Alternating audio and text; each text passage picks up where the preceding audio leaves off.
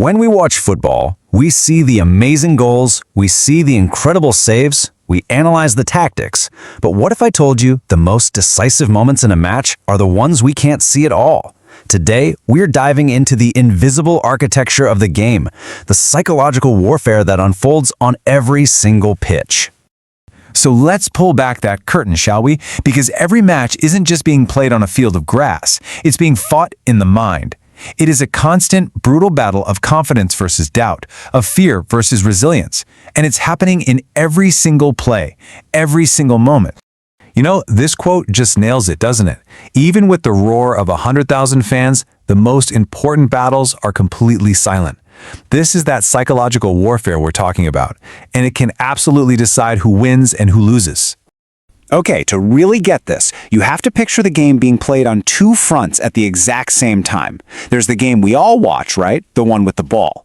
And then there's the other one, the one we need to learn how to see. Now, this is where it gets really fascinating. On the one hand, you have the visible game, a thunderous strike on goal, an elegant dribble past a defender. We all see that. But then there's the invisible war. That thunderous strike is obvious, but what about a lingering stare that completely unnerves a penalty taker? That's a weapon. That elegant dribble is pure skill, but a whispered provocation that gets an opponent a yellow card? That, my friends, is strategy.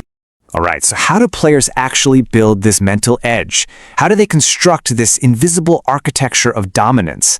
Well, let's take a look at an absolute master of the craft to understand.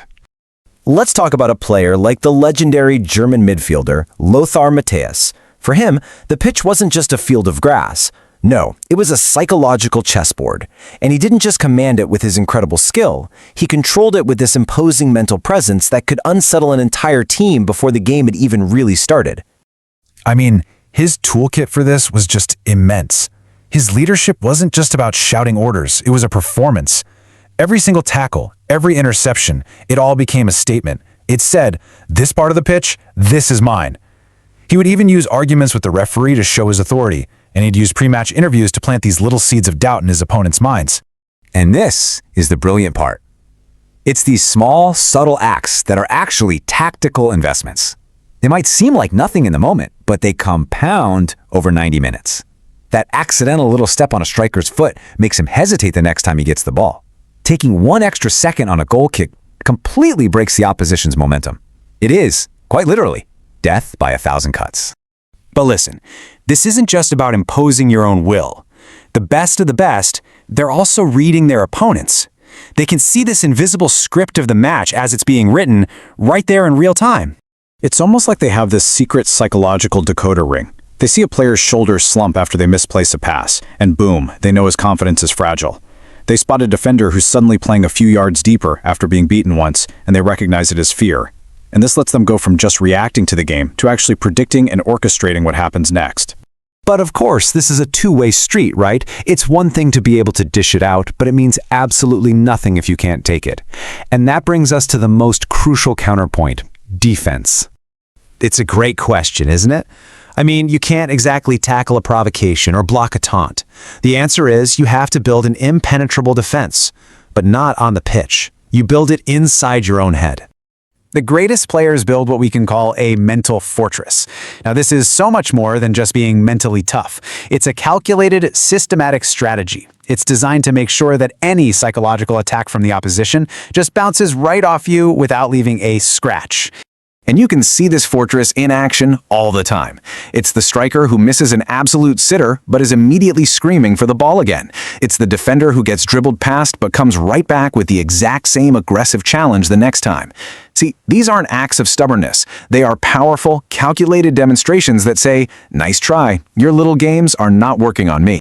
So what's really interesting is that what used to be considered the intuitive dark arts, something that only a few veteran players knew, has completely evolved.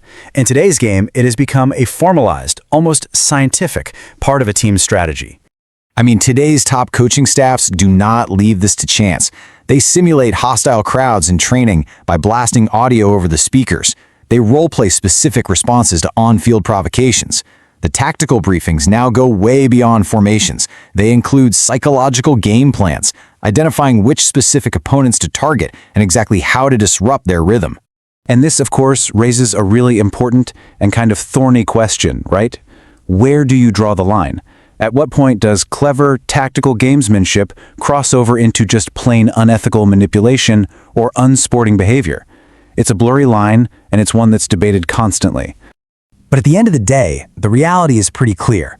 The players who really occupy that highest pantheon, the all-time greats, the legends, they're almost always the ones who mastered both the visible game and the invisible one. They combine that technical brilliance with absolute psychological dominance. And that's really the big takeaway here. The next time you sit down to watch a match, I want you to try to see this other game. Don't just follow the ball. Watch the faces after a hard foul. Look at the body language after a big mistake. See the little interactions between rivals. And ask yourself, who's winning the invisible war? Who flinched first? I promise you, you might just find you're watching a completely different and way more fascinating game.